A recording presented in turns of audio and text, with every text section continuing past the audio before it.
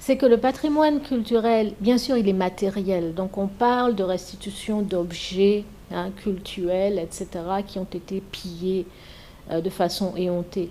Mais dans mon intervention, j'ai mis l'accent sur le patrimoine immatériel, qui, à mon avis, est tout aussi important, peut-être même plus important, parce que par patrimoine immatériel, on parle ici justement de savoir-faire, d'une vision du monde, en fait d'une culture. Et au cœur de la culture africaine, il y a la spiritualité. Et au cœur de la spiritualité africaine, il y a la vénération pour les ancêtres. Vous voyez? Donc j'ai posé cette question parce que j'ai dit, vous savez, même si ces objets nous reviennent, et ils doivent nous revenir, comment est-ce que nous allons les accueillir? Comment est-ce que nous allons les traiter si nous n'assumons pas notre africanité? Donc le patrimoine immatériel, je l'ai expliqué, ce n'est pas quelque chose qui peut nous être restitué par les Européens. On ne peut pas aller les voir les Français ou les Belges ou les Anglais et leur dire rendez-nous nos savoir-faire, rendez-nous notre identité. Ça, c'est à nous à faire ce travail-là. Et j'ai proposé en particulier que maintenant nous sommes dans une démarche où c'est nous qui devons rendre certaines choses aux Européens. Nous devrions leur rendre leur nom. Parce que ces noms européens que nous continuons à porter, surtout ces prénoms, n'est-ce pas, nous inscrivent dans une généalogie fictive, mais une généalogie coloniale. Vous voyez? Je ne connais personnellement aucun Européen qui porte de noms africains. Je n'en connais pas. Peut-être qu'il y a quelques farfelus, mais je n'en connais pas. Et j'aime bien donner cet exemple. J'ai dit, vous savez, si un Chinois se présente devant vous et vous dit, mon nom c'est Pierre Michel, et voici ma fille Isabelle Michel, vous allez vous dire que le chinois a un problème. Et effectivement, elle a un problème d'identité sérieux. Mais quand c'est nous les Africains, vous voyez, ça ne nous pose pas. Donc, il faut problématiser tout ça. Et puis, l'autre chose, l'autre aspect, il y a plein de choses que nous devons leur rendre, mais l'autre aspect vraiment fondamental, c'est la question de la religion. Vous voyez? Tant que nous allons nous en remettre notre salut à un petit blanc Jésus sauveur, etc., qui nous encourage à la résignation, qui nous encourage à la passivité, qui nous encourage à la pauvreté. Voilà, pendant que les autres s'enrichissent ici, nous, on nous dit qu'il faut qu'on reste pauvre, parce que si on reste pauvre, on va aller directement au paradis.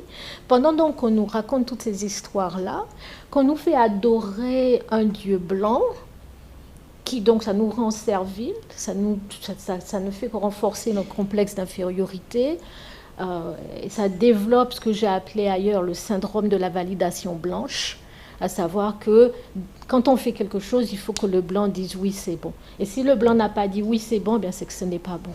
Donc vous là, voyez, on peut dire que vous n'êtes pas d'accord avec cette religion amenée par pas du tout. La colonisation. Pas du tout. Est-ce que vraiment le christianisme vient de nous? Et honnêtement, on doit dire non. Alors, est-ce qu'il y a des influences de l'Égypte, etc.? Oui, mais il y a eu des formations telles. Je vous donne un exemple. La Trinité chrétienne catholique, c'est quoi? C'est le Père, le Fils et le Saint-Esprit. Le modèle africain original, c'était Ossa, Osset et Héru, ce qu'ils appellent Isis-Osiris. On prend les noms originaux. Les chrétiens, les Européens, ont éliminé la femme. Ils l'ont remplacée par le Saint-Esprit. Cela montre bien déjà leur empreinte culturelle extrêmement forte, patriarcale. Leur mépris pour la femme, qui n'est pas digne, n'est-ce pas, d'accéder au plus haut niveau spirituel. Et vous le voyez même dans leur tradition, il n'y aura jamais de femme pape, papesse, c'est comme ça qu'ils appellent ça. Des religions catholiques, vous ne pouvez pas être une femme prêtresse, vous ne pouvez pas. Alors que dans nos traditions, les femmes, la tradition africaine, les femmes peuvent accéder au plus haut niveau d'initiation. Je suis moi-même prêtresse vaudou, je suis mambo. En Haïti, il y a plus de femmes initiées au plus haut niveau même que d'hommes. Vous voyez? Et Haïti, c'est avec le vaudou. Oui, Haïti, c'est avec le vaudou, mais il y a aussi des rites Congo dans le vaudou, il ne faut pas croire. Oui, la question, professeur. Oui. Vous n'êtes pas d'accord avec la religion chrétienne? Pas du tout. Quelle est l'alternative? L'alternative, elle est très simple, elle est très belle, elle est très puissante. C'est nous reconnecter avec nos ancêtres. Il n'y a pas un seul individu sur cette terre, je dirais, qui n'a pas d'ancêtres. Nos ancêtres, c'est ceux et celles qui nous ont précédés, qui se sont battus, qui ont fait des sacrifices pour que nous soyons ici aujourd'hui. Donc, il y a une question de reconnaissance, il y a une question même de décence morale. Vous voyez, mes parents, malheureusement, sont partis, mais il n'y a pas de jour où je ne leur dis pas merci de m'avoir donné la vie, de s'être occupé de moi. Mes grands-parents, c'est pareil. Toujours, je m'adresse à eux et à elles dans mes méditations, mes prières. Et toutes ces générations de personnes que je n'ai pas connues, mais que je porte en moi. Il y a un universel spirituel africain ici, qui est précisément la relation que les vivants doivent entretenir avec leurs ancêtres. Je ne parle pas des morts, vous voyez ça? Parce que pour nous, les morts ne sont jamais morts. On ne fait pas simplement mettre quelqu'un dans un trou et puis on ne s'occupe plus de la personne. Un Africain, une vraie Africaine digne de ce nom, on ne fait pas ça. On doit toujours... Et de cette relation-là, parce que les ancêtres sont quoi? Notre tradition nous dit que les ancêtres sont les gardiens de l'ordre moral. Que comme ils nous ont aimés sur cette terre quand ils étaient vivants, ils nous aiment toujours, ils veulent toujours nous protéger, ils veulent toujours nous guérir, ils veulent toujours nous prévenir, etc. Mais qu'il nous appartient d'entretenir cette relation par des rituels, justement, les libations qu'on fait, les offrandes, etc., etc. Vous voyez? Donner à nos enfants le nom de nos ancêtres. Permettre déjà avoir des enfants pour que nos ancêtres puissent revenir par le biais de la réincarnation. Donc, il y a une force là. Et vous savez, c'est pour cela que les Occidentaux essaient de nous priver de cela. Parce que eux-mêmes, ils s'entourent de leurs ancêtres. Si vous allez en Occident, vous le verrez. Toutes leurs rues portent le nom de leurs ancêtres, leurs écoles, leurs stations de métro, leurs stations de train, leurs gares, leurs aéroports. Vous voyez, l'aéroport Charles de Gaulle, l'aéroport machin. Tous leurs ancêtres sont partout. Même leurs chiens, leurs chats, ils donnent leur nom de leurs ancêtres. Mais nous, les Africains, on nous fait croire que c'est de la sorcellerie, c'est de la superstition, il ne faut pas faire ça.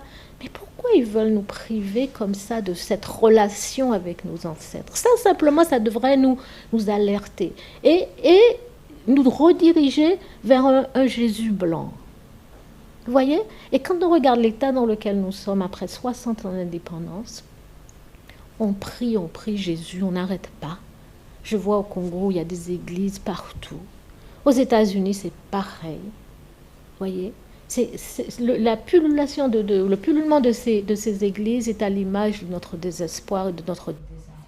Oui. Renouer avec nos valeurs spirituelles, vraiment, qui nous élèvent, pas qui nous dégradent, mais qui nous élèvent. Et ça veut dire quoi? Il faut réintroduire la question de l'éthique, ce que les Égyptiens appelaient la maat. Et malheureusement, ça c'est vraiment absent du discours, vous voyez, et souvent de la pratique. Vous voyez, on m'a amené dans les quartiers résidentiels à Kinshasa pour aller au fleuve, là. Mais j'étais vraiment stupéfaite de voir les maisons. Et je me suis dit, on contraste ça avec la misère du peuple, des conditions extrêmement difficiles. Mais qu'est-ce qui fait qu'une personne peut se sentir à l'aise dans un château, pendant que les autres, à côté, pas loin, sont en train de galérer? Donc c'est cette question de maths. Vous comprenez?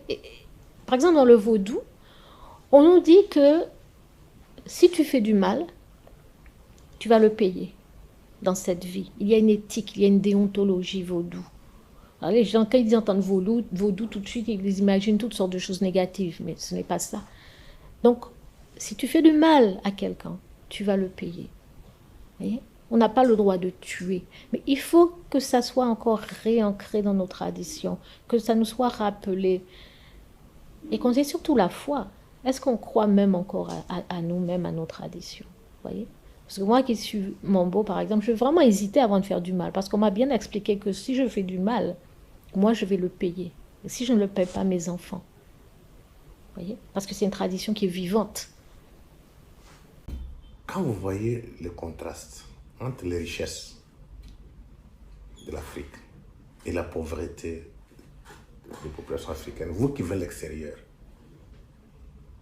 quel est votre regard, votre analyse sur la situation africaine? Pourquoi nous sommes là où nous sommes aujourd'hui? Ce qui m'atterre, vraiment. Voilà, je répondrai d'abord. Pourquoi on en est là aujourd'hui? Je pense que c'est vraiment à cause de notre mimétisme paradigmatique. C'est-à-dire que nous prenons encore les Occidentaux comme notre modèle. Donc, c'est quoi les valeurs occidentales? C'est le matérialisme, l'accumulation des richesses. Je peux vous assurer que je vis aux États-Unis depuis une trentaine d'années et que si quelqu'un rentre dans une salle et qu'on annonce que cette personne-là est millionnaire ou milliardaire, tout le monde va regarder cette personne avec admiration et respect. La richesse matérielle. On ne va jamais poser la question de savoir comment cette personne est devenue millionnaire ou milliardaire. La personne peut avoir tué, peut avoir volé, peut avoir fait n'importe quoi, on s'en fout. Ce qui compte, c'est qu'elle ait accumulé cette richesse matérielle extraordinaire. Donc il n'y a pas de dimension éthique et morale. Or, soyons honnêtes, pour devenir millionnaire ou milliardaire, on ne peut pas avoir vraiment gardé les mains propres, sincèrement. En tout cas, moi, c'est ce que je pense. La deuxième valeur occidentale, c'est l'individualisme. C'est-à-dire, ce qui compte, c'est ma réussite personnelle. Si j'ai dû écraser, tuer, détruire les autres pour monter, c'est pas grave. Et on nous admire pour ça, n'est-ce pas? Vous avez ci, vous avez fait ça. Pareil. Donc, ce sont ces deux valeurs-là, vous voyez, que nous, malheureusement, nous avons adoptées sans retenue. Et quand vous ajoutez ça à ce dont je parlais au début, l'histoire de syndrome de la validation blanche, n'est-ce pas? Ça donne une situation vraiment terrible d'Africains et d'Africaines qui oublient d'où ils viennent. Parce qu'il n'y a pas si longtemps, nous étions tous à la même enseigne. Oui, je vois en Guadeloupe, on était tous dans les champs de canne à sucre à un moment ou à un autre. Alors maintenant, peut-être que vous avez réussi à avoir un château quelque part, mais vous ne pouvez pas oublier d'où vous venez. Et nous avons tous été colonisés par le blanc. Nous sommes tous toujours colonisés par les blancs, vous voyez? Donc, ce mimétisme paradigmatique, ce syndrome de la validation blanche, donc le fait qu'on épouse le matérialisme qui est vraiment de la rapacité, l'individualisme qui fait qu'on est égoïste finalement. Je pense que tout ça, ça explique la situation de l'Afrique. Et quand je parle de mimétisme paradigmatique, ce ne sont pas seulement les valeurs culturelles, mais ce sont aussi les théories que les Occidentaux nous amènent. Parce que, vous savez, quand vous allez dans leurs universités, parce que même au Congo, les programmes sont copiés-collés de l'Occident, n'est-ce pas?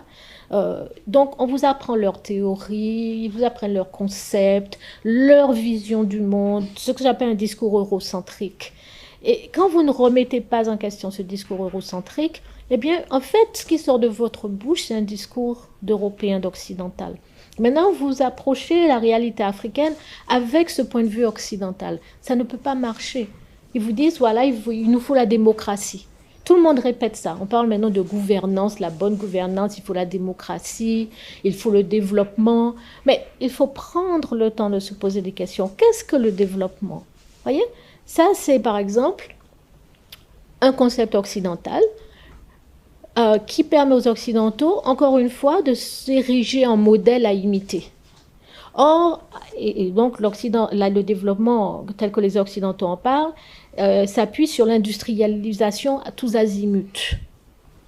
Et ils nous disent que nous, en Afrique, nous sommes sous-développés et que nous devons nous développer, c'est-à-dire faire comme eux. Mais maintenant, quand on regarde ce que leur industrialisation tous azimuts a engendré comme problème qu'ils ne savent pas résoudre.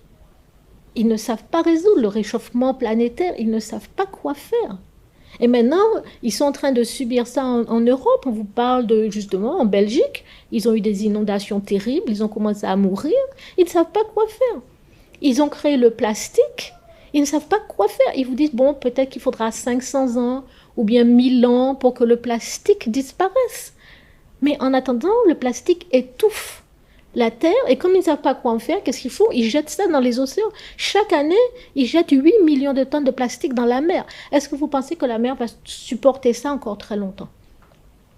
8 millions de tonnes de plastique chaque année. Et c'est les Blancs qui ont inventé le plastique.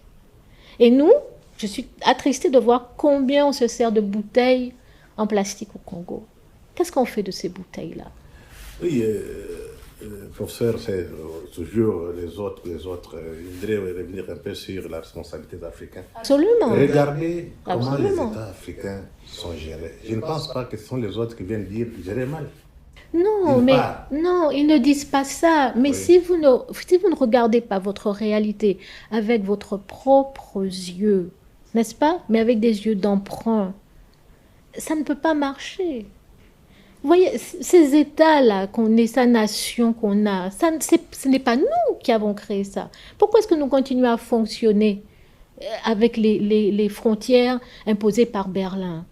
Parce que nous avons accepté l'idée de l'État-nation comme entité politique idéale. Il faut remettre ça en question. Les Blancs créent les États-nations, bon, c'est bien gentil peut-être que ça, mais eux-mêmes, ils sont en train de commencer à dissoudre leurs frontières. Et ici, on est là, moi je suis Congolais, moi je suis Rwandais, moi je suis Sénégalais. Mais c'est quoi? Ce sont des enclos coloniaux qu'il faut dissoudre. On doit chercher maintenant les États-Unis d'Afrique. Vous voyez? Et reconstituer notre gouvernance à partir d'entités politiques, culturelles, vraiment africaines. C'était comme ça avant. Et ça marchait. Ça veut dire qu'il n'y a pas de conflit, mais ça marchait. Vous voyez? Donc, il faut vraiment remettre tout ça en question. Je peux vous poser une question. Vous croyez réellement que les États-Unis d'Afrique seront un jour une réalité? Oui, absolument. C'est un des objectifs de notre organisation. C'est inévitable. Parce que ce n'est plus tenable. Vous voyez? Ça n'a pas de sens. C'est ridicule. Si je veux passer, traverser le fleuve pour aller au Congo-Brazzaville, il faut que j'ai un visa. C'est le même peuple. Je suis au Bénin, je traverse la frontière pour aller au Togo, c'est le même peuple, je me fais un visa. Enfin, ça n'a pas de sens. Ça va contre nos intérêts aussi. Vous voyez, ce morcellement. Et c'est pour ça qu'ils ont fait ça. Comment ils disent? Diviser pour mieux régner. Donc c'est à nous. Le chemin est long, je ne me fais pas d'illusions. Mais il faut qu'on pense les problèmes de l'Afrique à partir d'une perspective africaine elle-même, ce qu'on appelle l'afrocentricité. Vous voyez? Parce que je pense que tant qu'on continue à approcher l'Afrique avec les théories occidentales, qu'on ne remet pas en question sous couvert d'universalisme, on ne va pas s'en sortir. Parce que ça ne correspond pas à la réalité de notre terrain. Et c'est pour ça qu'on est dans cette situation où on tâtonne. Il faut qu'on puisse se mettre debout en tant qu'Africains et traiter d'égal à égal avec ces gens-là. On ne cherche pas à dominer, ce n'est pas dans notre mentalité d'aller exploiter, tuer. Non, ce n'est pas ça. Mais il faut qu'on ait un socle, une base. Et je reviens encore à la question spirituelle, vous voyez. Si on ne sait pas qui on est, si on n'a pas ces racines alimentée par notre sève ancestrale, en toute sa puissance, toute sa force. Cette sève-là même qui nous a permis de construire les pyramides en Égypte, au Soudan. C'est ça, c'était ça. Quand vous allez en Égypte, et vous voyez que tout ce que les Égyptiens, nos ancêtres faisaient, c'était vraiment de chercher la communion avec le divin. Mais si nous ne savons plus que nous sommes divins, eh bien n'importe qui peut rentrer, c'est ce qui se passe. N'importe qui rentre en Afrique, fait n'importe quoi, et nous, on accepte, parce qu'on n'est pas fort intérieurement. Est-ce que vous pensez que tant qu'on n'a pas changé l'élite, est-ce qu'on peut espérer un jour construire une Afrique? Est-ce qu'on peut espérer un jour que l'Afrique renaisse? Non, absolument pas. Mais j'irai même un petit peu plus loin en vous disant qu'on n'a pas d'élite. Et c'est ça notre drame. Parce que si les gens qui vous dirigent ont été formatés par vos ennemis historiques, eh bien, c'est un drame. Parce que voilà, on leur a mis des idées, des perspectives, des désirs, on a colonisé leur imaginaire et ils sont en complexe d'infériorité, etc., qui fait qu'on n'a pas d'élite. Mais comment déformater cette élite? Comment formater cette vraie élite? Non, déformater cette élite. Je pense que ce n'est peut-être même pas possible. Hein. Peut y avoir quelques miraculés, vous voyez, mais il y a aussi que cette élite, entre guillemets, n'a pas intérêt à ce que les choses changent. Vous comprenez? Économiquement, elle est bien, elle est à l'aise. Il y a une grande maison, des passeports qui permettent de visiter, voyager, de l'argent, des voitures, donc ils sont à l'aise. Non, il nous faut créer une nouvelle élite, une vraie élite africaine, qui sera formée intellectuellement à nos humanités classiques. Une élite aussi qui aura aussi une formation spirituelle, en particulier en matière d'éthique, à la Mahat. Une élite qui sera initiée, vous voyez? Voilà, il nous faut former cette élite. Donc ces enfants-là qui naissent, oui. Vous voulez dire qu'il faut revoir l'école? Absolument, absolument. Et non seulement l'école, mais qu'est-ce qu'on entend par éducation? Il y a cet aspect spirituel, vous voyez, qui est fondamental. Voilà. Nous redonner envie d'être nous-mêmes, nous redonner la fierté d'être nous-mêmes et nous inculquer le sens du devoir vis-à-vis de l'Afrique. C'est-à-dire qu'on ne peut pas trahir l'Afrique pour un intérêt égoïste. Et nous rappeler que le but ultime de l'existence pour nous Africains, c'est de devenir un ou une ancêtre. Parce qu'en devenant ancêtre, on gagne l'éternité. Vous voyez, Patrice Lumumba ne mourra jamais. Cheikh Anta Diop ne mourra jamais. Marcus Garvey ne mourra jamais. Et moi, je vous dis très honnêtement, ce que je recherche, c'est cette éternité-là. Donc c'est en me comportant de façon digne et noble, en montrant à mon peuple, à ma race, à ma communauté, de façon concrète, que je suis engagée. C'est comme ça que je gagnerai l'éternité. Et c'est ce qui m'importe plus que tout. Et c'est ce qui devrait nous importer plus que tout. Voyez, vous faites votre part. Nous faisons chacun notre part. Comme ça, nos noms seront invoqués par les générations qui viennent. On dirait, oui, elle a fait sa part. Lui, il a fait sa part. Mais si on vit une vie inutile, insignifiante, qui se résume en fait à notre ventre, on disparaît. Préparons-nous. L'Occident est en train de tomber. Il y a plus de Blancs qui meurent chaque jour que de Blancs qui ne naissent. Donc ils sont littéralement en train de disparaître. Est-ce qu'il n'y a pas un risque, si l'élite ou bien les Africains ne sont pas décolonisés, ne sont pas déformatés, que d'autres civilisations viennent faire ce que l'Occident a fait? C'est tout à fait possible. Si vous regardez la Chine, il y a beaucoup de gens qui s'émerveillent sur la Chine. Non, moi je sais que la Chine ne va pas durer. Et pourquoi est-ce qu'elle ne va pas durer? Parce que la Chine est elle-même dans un paradigme occidental. La Chine essaie de faire en mieux ou plus que ce que les États-Unis ont fait. Donc, elle est dans cette compétition avec les États-Unis. Et donc, elle commet les mêmes erreurs qui ont engagé, qui ont provoqué, qui sont en train de provoquer la chute de l'Occident. La Chine pollue énormément. La population chinoise vieillit. Ils ont un problème de vieillissement. Donc, tout le modèle chinois qu'on a de cette production de masse avec une main-d'œuvre bon marché ou de Chinois qui peuvent envahir partout dans le monde, ça ne sera plus possible dans quelques décennies. Donc, la Chine n'est pas... Je ne crains pas la Chine. La Chine va faire prolonger un peu l'Occident, mais la Chine va être obligée de se retirer comme l'Occident. Vous voyez? Et c'est une chance pour nous. Il faut qu'on se prépare. Il faut qu'on se prépare à occuper l'Afrique. C'est quand même terrible que les Africains doivent se cacher pour être Africains en Afrique. C'est terrible. Donc, l'idée encore que je véhicule, c'est de réconcilions-nous avec nous-mêmes, réconcilions-nous avec nos ancêtres, comprenons que nous n'avons pas à avoir honte de qui nous sommes. Enfin, nous sommes quand même les progéniteurs de l'humanité, nous sommes quand même les créateurs de la civilisation humaine. Sur 100 ans que l'humanité existe, on en aurait passé 70 en Afrique quand même. C'est énorme.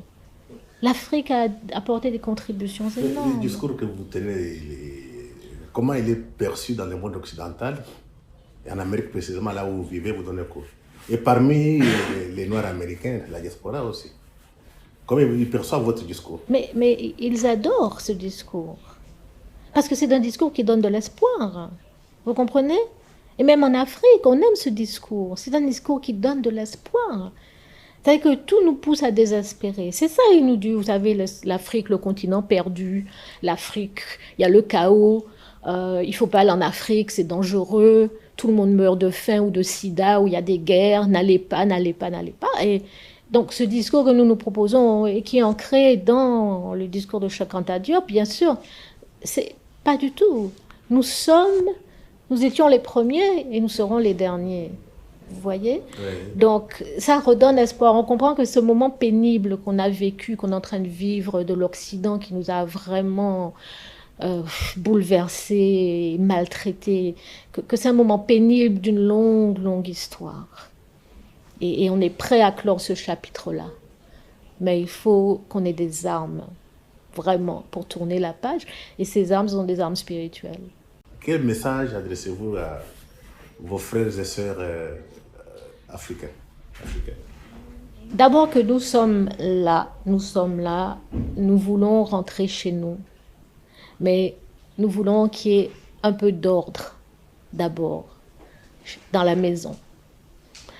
Et donc, que nous avons besoin de l'Afrique, que l'Afrique s'organise, se gère mieux pour pouvoir nous protéger, nous, ces enfants qui sommes à l'extérieur et qui subissons de plein fouet le racisme, la suprématie raciale blanche, qui nous maltraite. Vous voyez, on a vu comment George Floyd, par exemple, a été assassiné comme ça. Vous voyez, et on subit ça au quotidien, surtout aux États-Unis. Surtout aux États-Unis. C'est extrêmement dur d'être noir. Et on est exposé, on est vulnérable parce qu'il n'y a pas de nation africaine qui puisse nous défendre. Vous voyez?